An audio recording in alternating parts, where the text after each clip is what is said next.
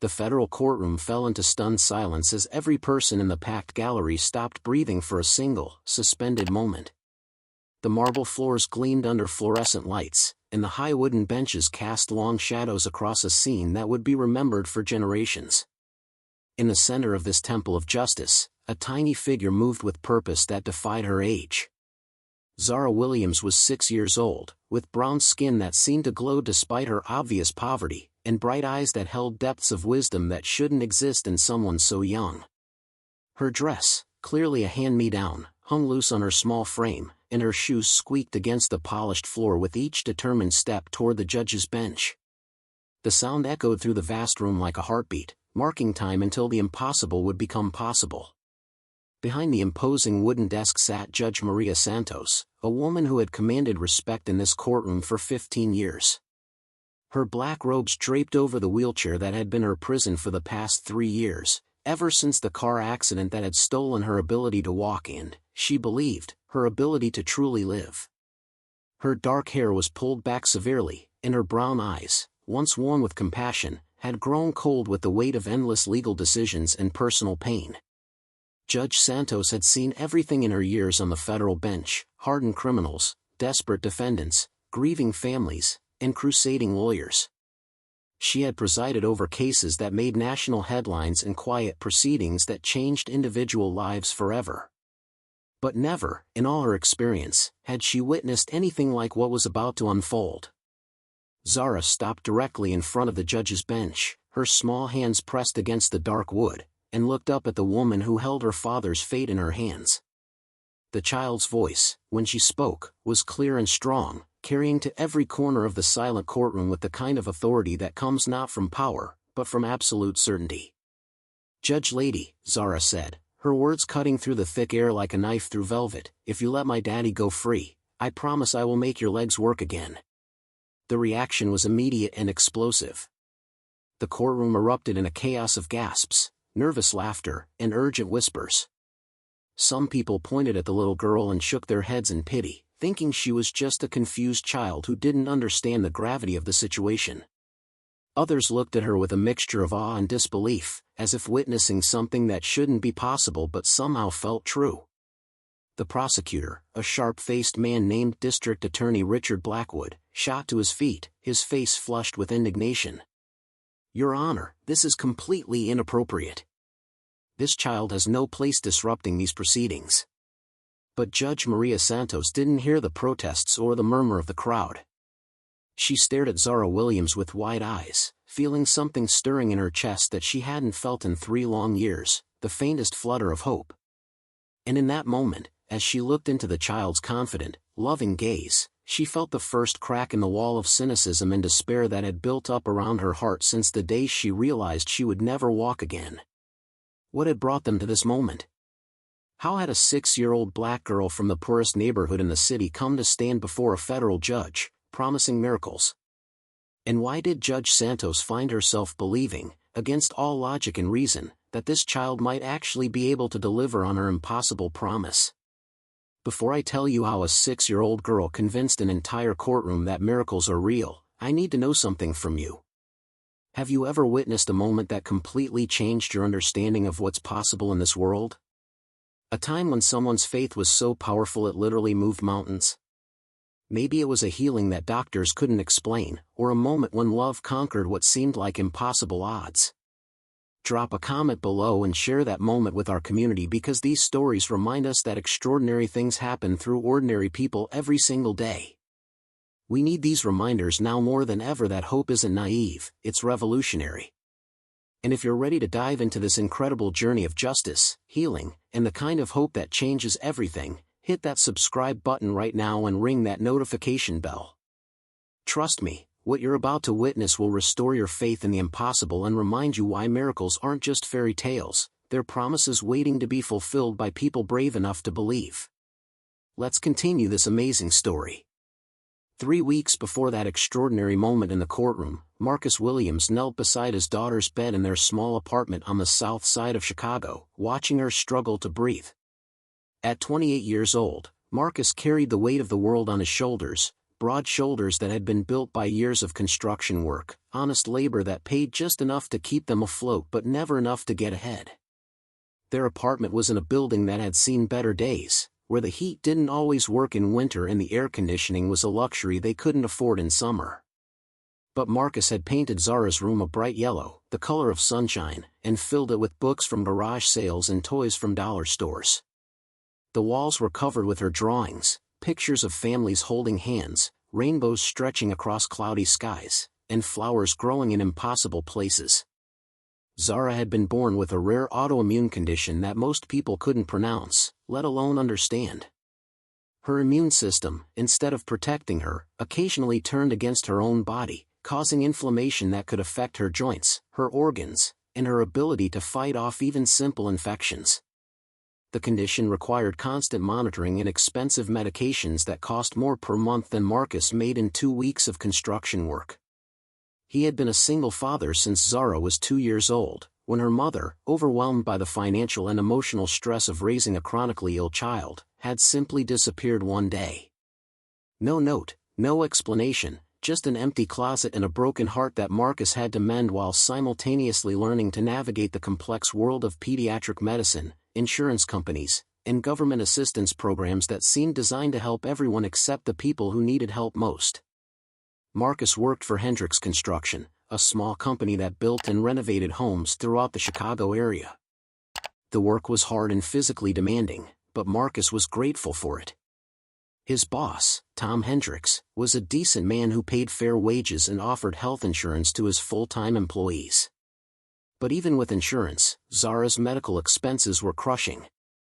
The copays, deductibles, and medications that weren't covered added up to hundreds of dollars every month, money that Marcus simply didn't have. He had already sold everything of value that he owned. His car, replaced with an old bicycle and public transportation. His watch, a gift from his father.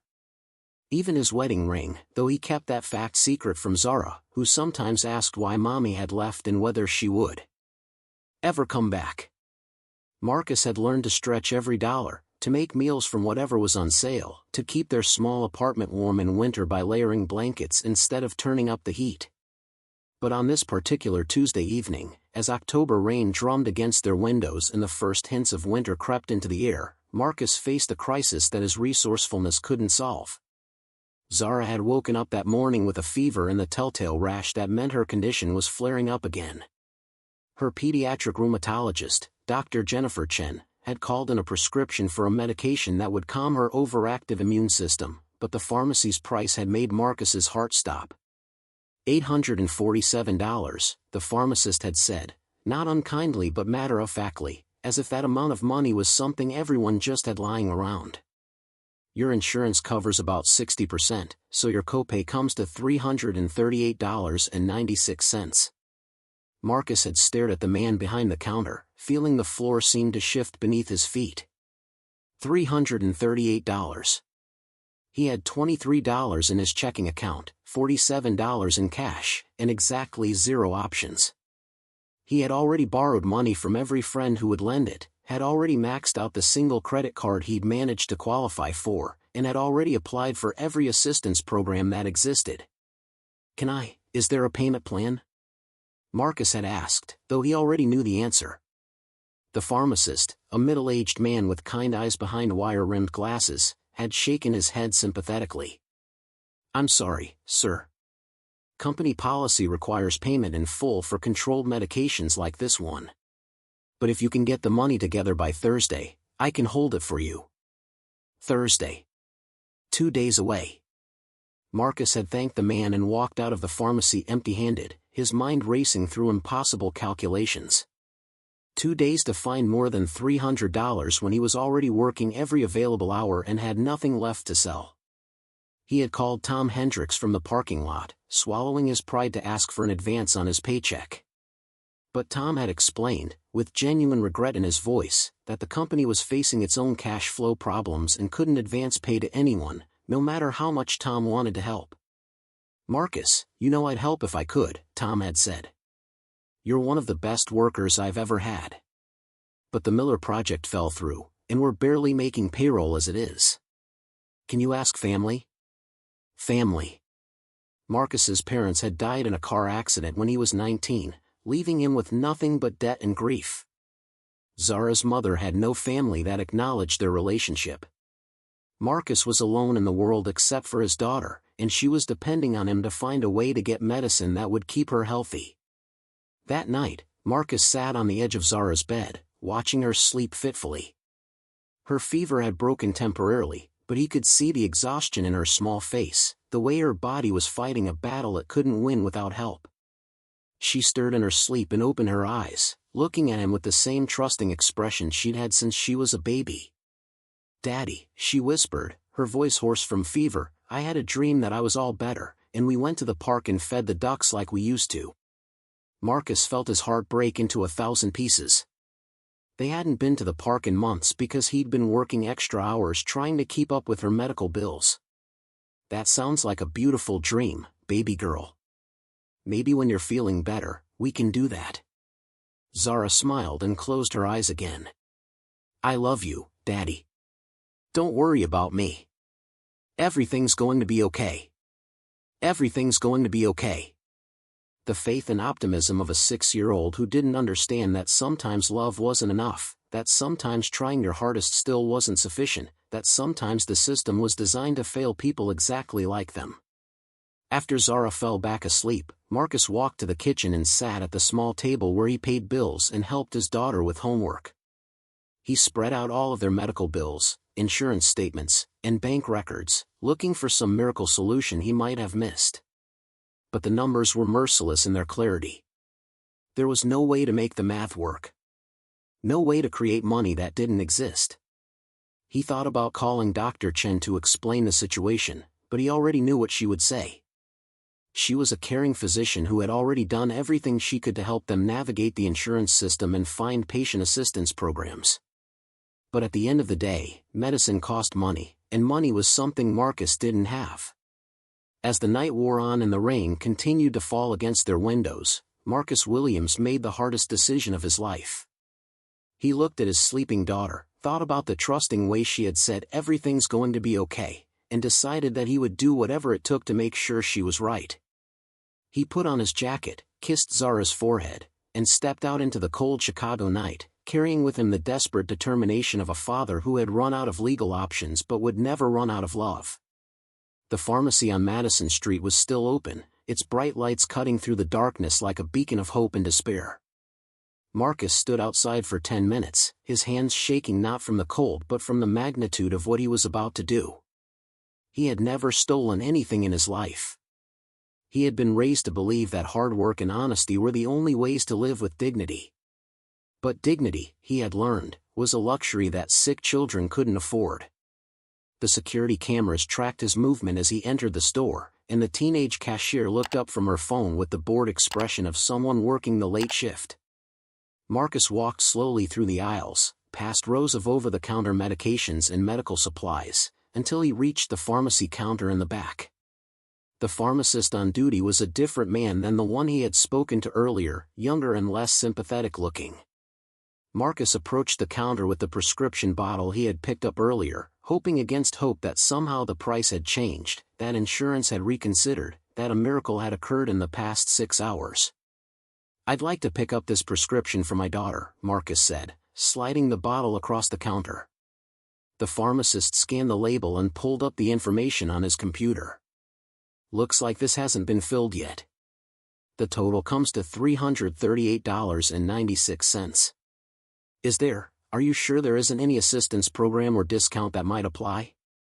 Marcus asked, though he already knew the answer. The pharmacist shook his head without looking up from his screen. "Sorry, this is already with your insurance discount applied. You can try calling the manufacturer to see if they have a patient assistance program, but that usually takes weeks to process."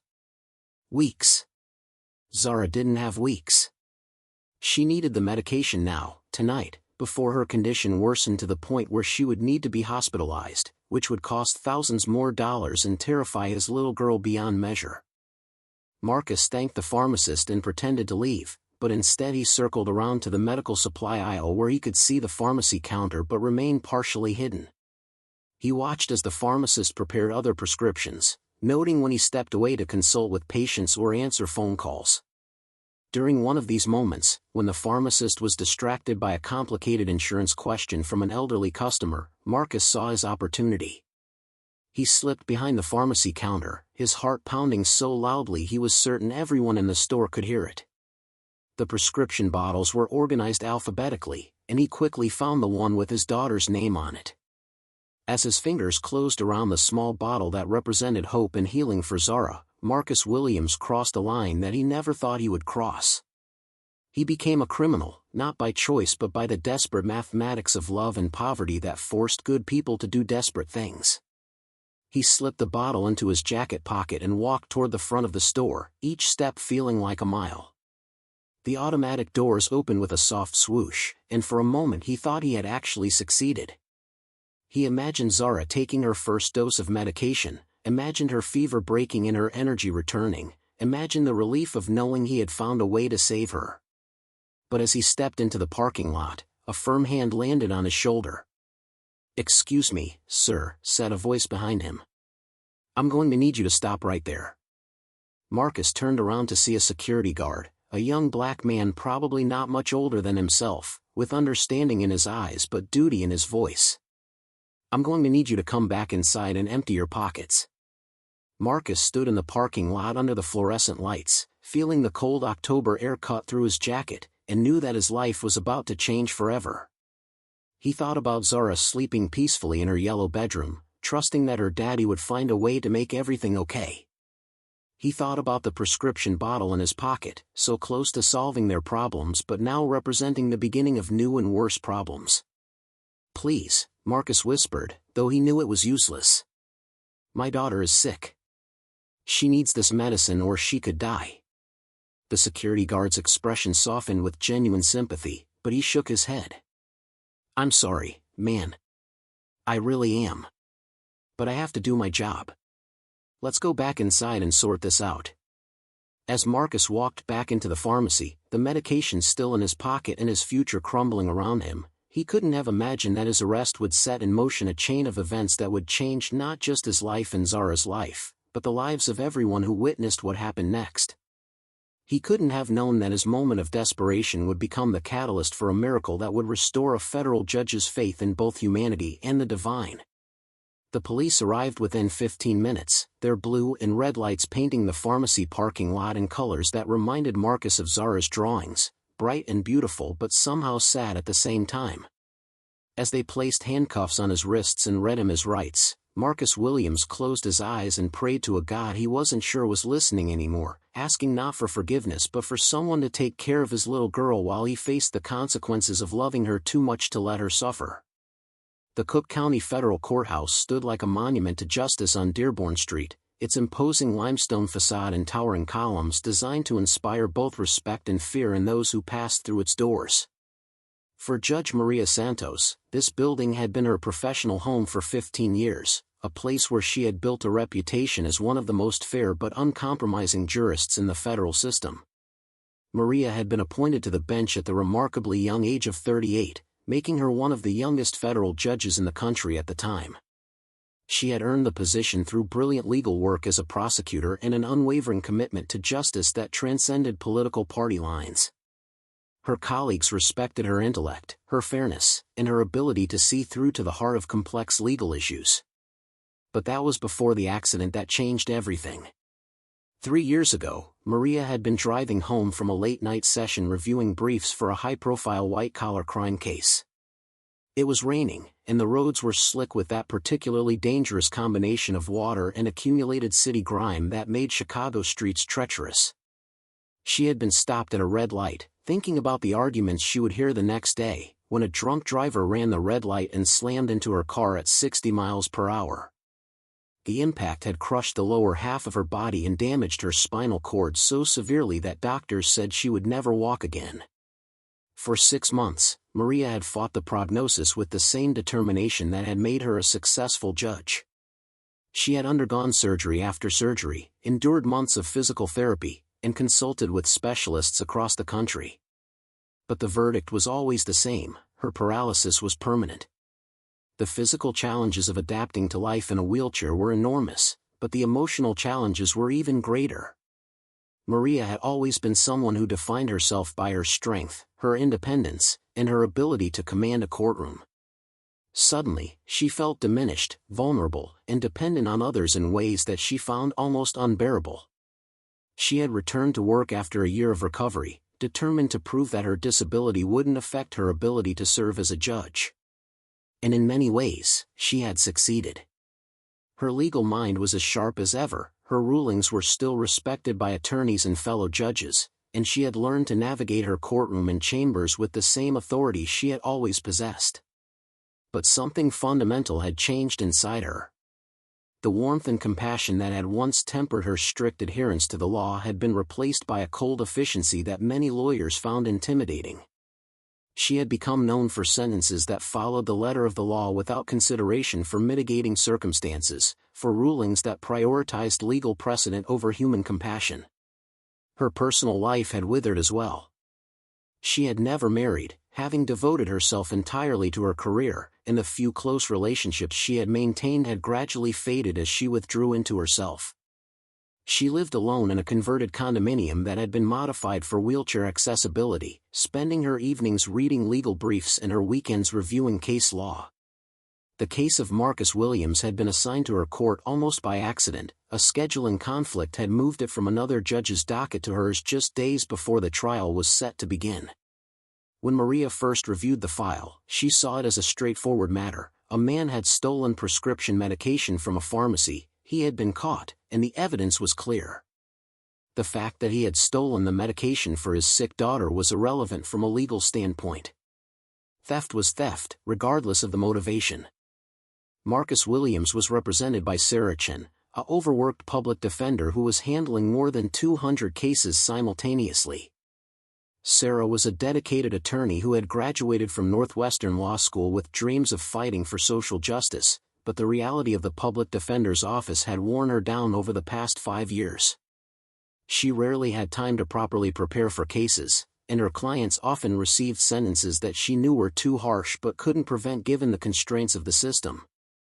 When Sarah met with Marcus in the county jail where he was being held pending trial, she immediately understood that this was exactly the kind of case that kept her awake at night. Marcus was clearly a good man who had been pushed to desperation by circumstances beyond his control. His love for his daughter was evident in every word he spoke, and his anguish over what he had done was genuine and heartbreaking. "Mr. Williams," Sarah had said during their first meeting, "I want you to understand the serious nature of these charges. You're being charged with felony theft because the value of the medication exceeded $300. In Illinois, that carries a potential sentence of 1 to 3 years in prison."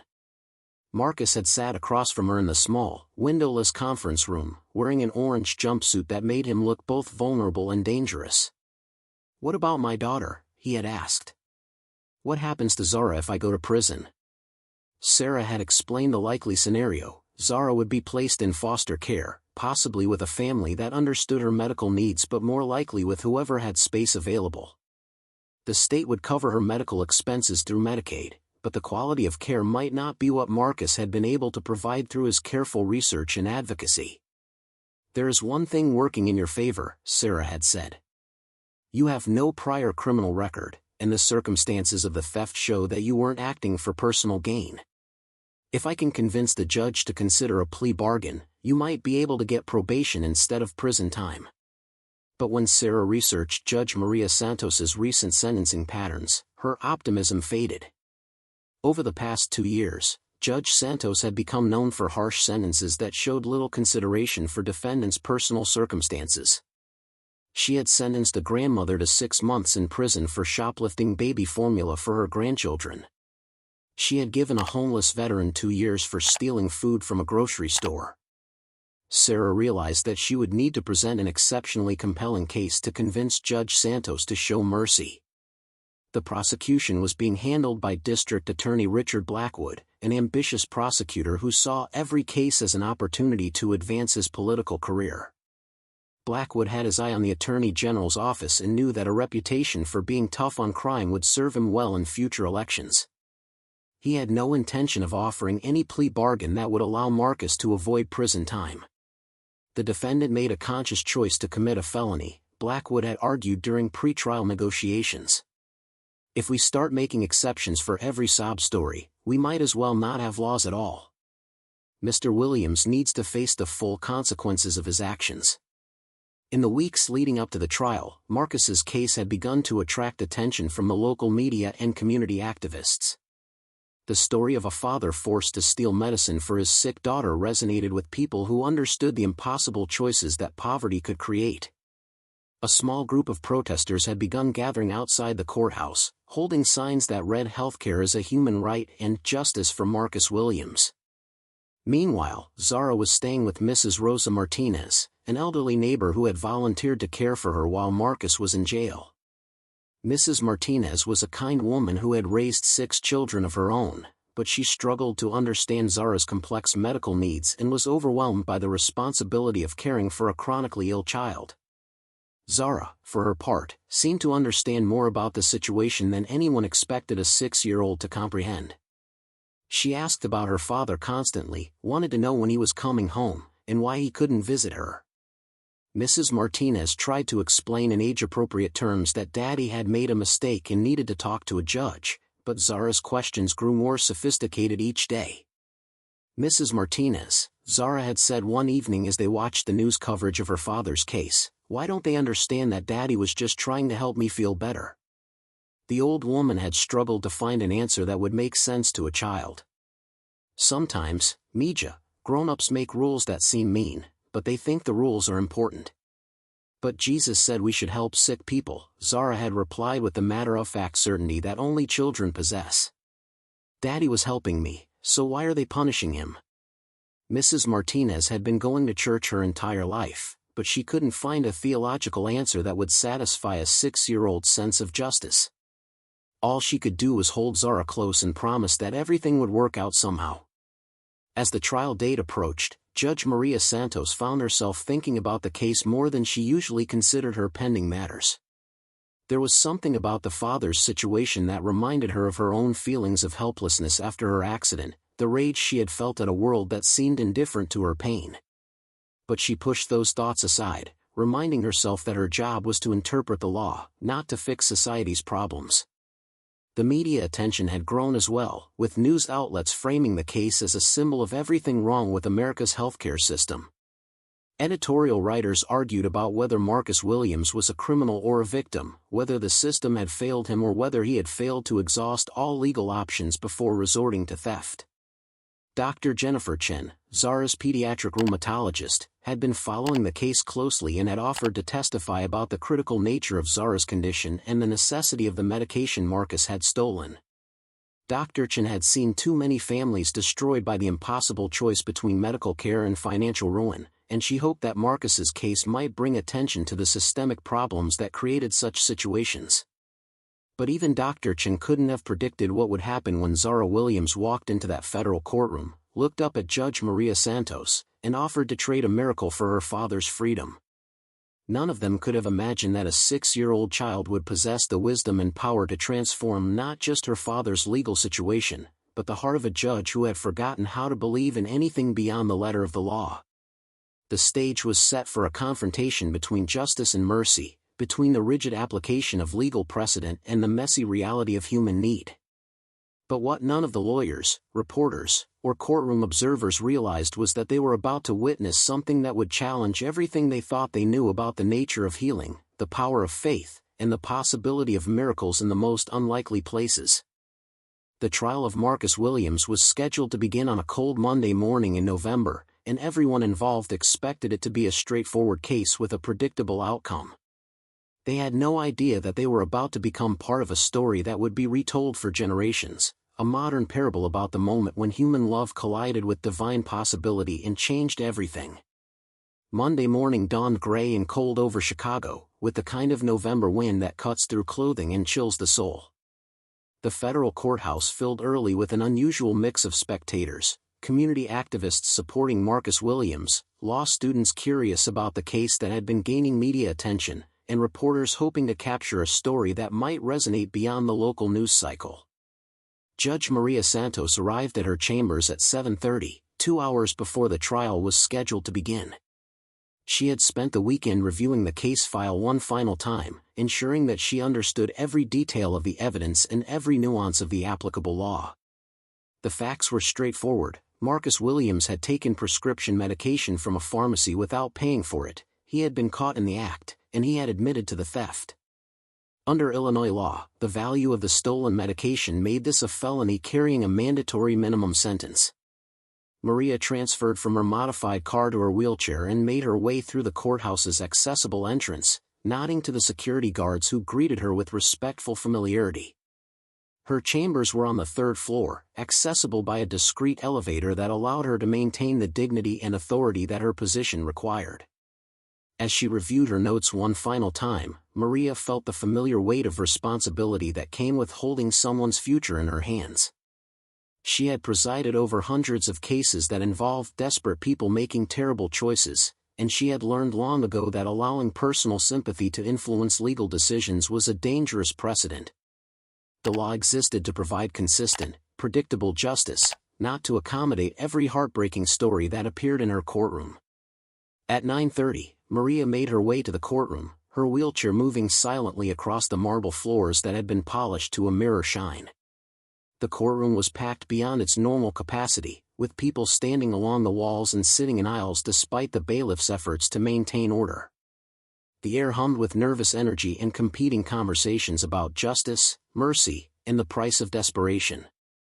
Marcus Williams sat at the defendant's table wearing a borrowed gray suit that hung loosely on his frame.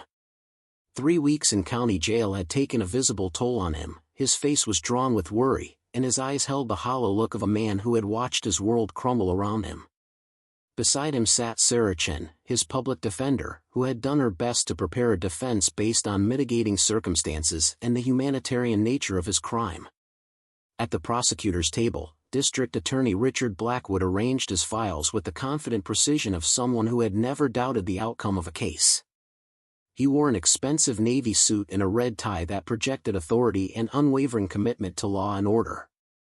Blackwood had prosecuted hundreds of theft cases, and he saw no reason why this one should be any different, regardless of the media attention and public sympathy it had generated.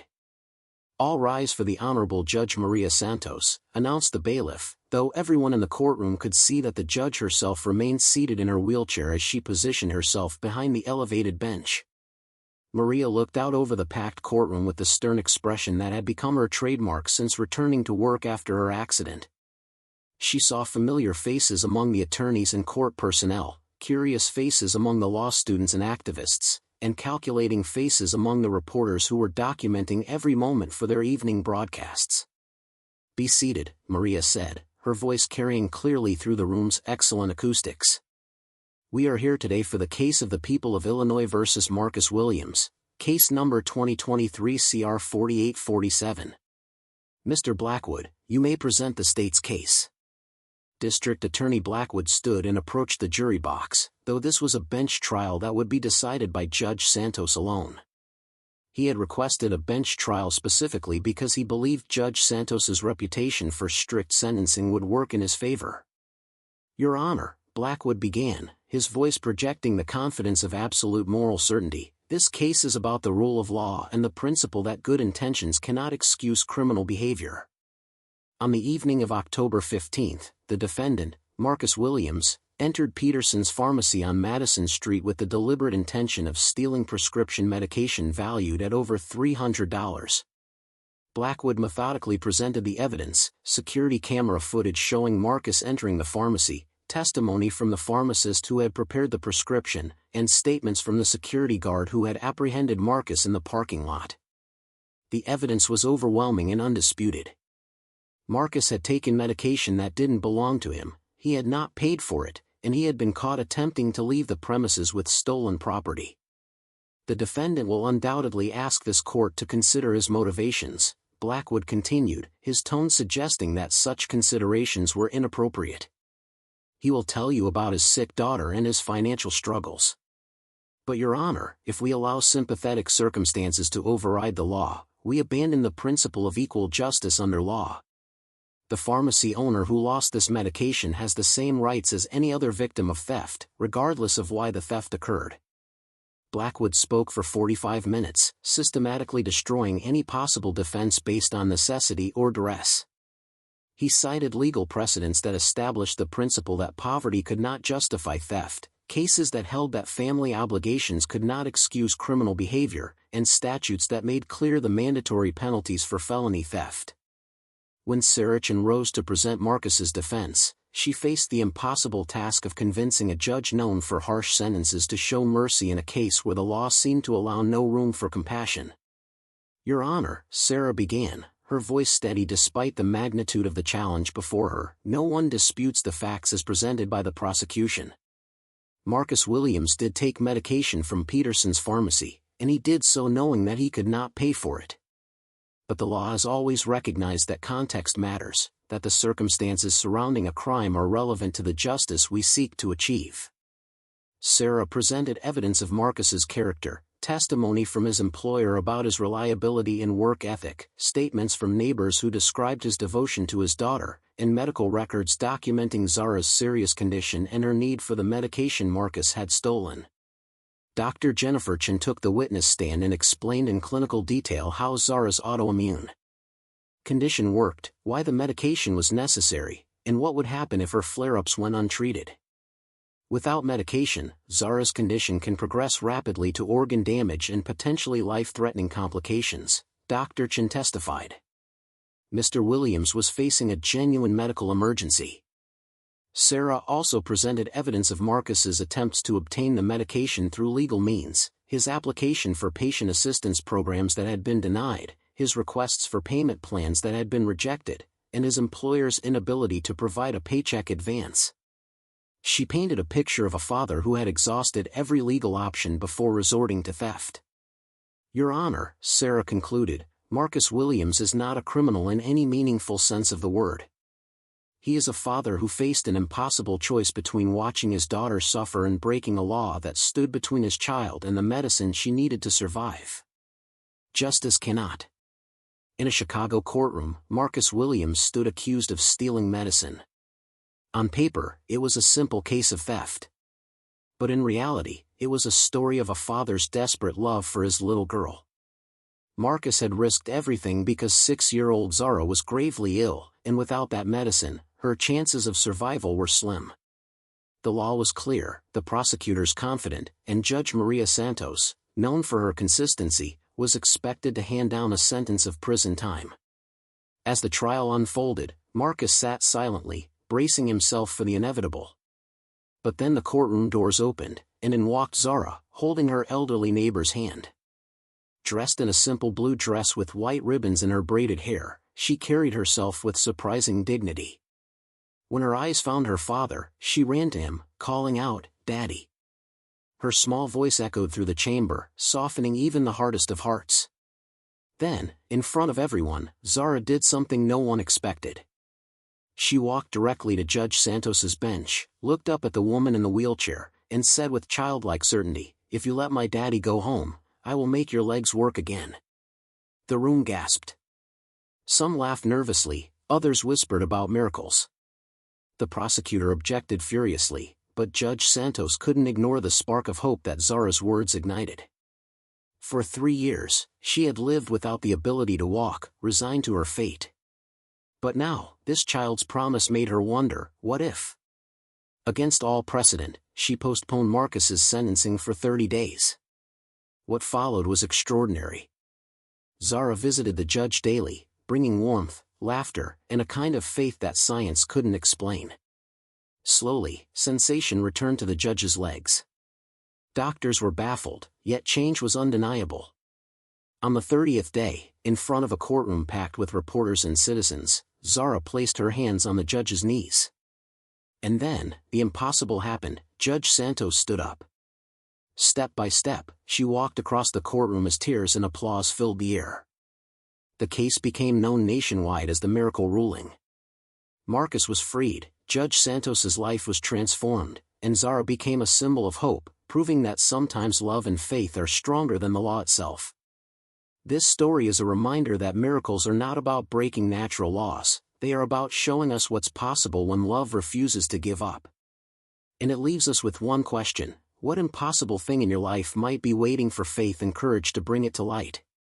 Backhand index pointing right if this story moved you. Comment below the word miracle to let us know you believe in hope. Thumbs up, don't forget to like this video if it touched your heart. Bell, and make sure you subscribe and turn on notifications, because we bring you more life-changing true stories every week.